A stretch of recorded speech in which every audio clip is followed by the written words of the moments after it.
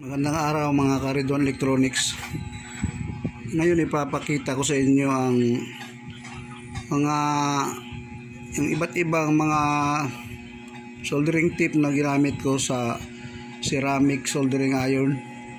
Ito marami akong nabili noon pa. Ito siya. Ngayon hindi pa na pudpud, pero hindi siya magandang gamitin itong ganito. Yan o, marami taas pa, pero ang siya, hindi maganda ang init dito. Isang iron lang naman ang ginamit ko. Ito madali mapudpud ito sa mga copper na ang binili ko. Ito marami akong nabili, pero hindi siya umabot kahit isang linggo. Pudpud na ganito ang nangyari sa kanya. Yan. Ngayon nakabili ako. Ito ang maganda advice ko sa mga hindi pa naka-try ng mga ito, kasi marami akong na-order. Yan o. Ang bilis mapudpud. Ngayon mas maganda ang itong na-order ko na brush. Ganito. Yan o. Brush na soldering tip. Yan, itong dalawa maganda ito. May na-order ako. Ito na ang brush na soldering tip. Ang bilis niya makatunaw, ganyan, no? At medyo matagal na ito, hindi pa siya napudpud.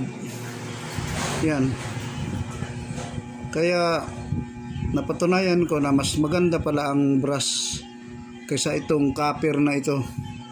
Mas matibay pala ang brush. Yan o. At ito din maganda. Yan o. Maganda gamitin yan.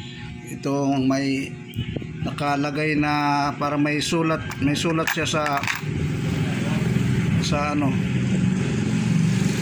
yung sa tip mismo, may nakalagay na may nakasulat na yan. Hindi makita, malabo kasi hindi ko pa siya inalis dito sa yan sa yan o. May mga sulat yan. Yan ang maganda kaysa itong mga nabili ko ganito lang. Mahirap gamitin. Sayang lang ang pera mo dito. Hindi umabot ng isang linggo, pudpud agad. Kaya advice ko sa mga bago, sa hindi pa nakaalam nito, kasi ako nahirapan din ako noon, ito ang maganda ang brush. Yan, matibay. Kahit nakabaluktot siya, pero matibay. Hindi siya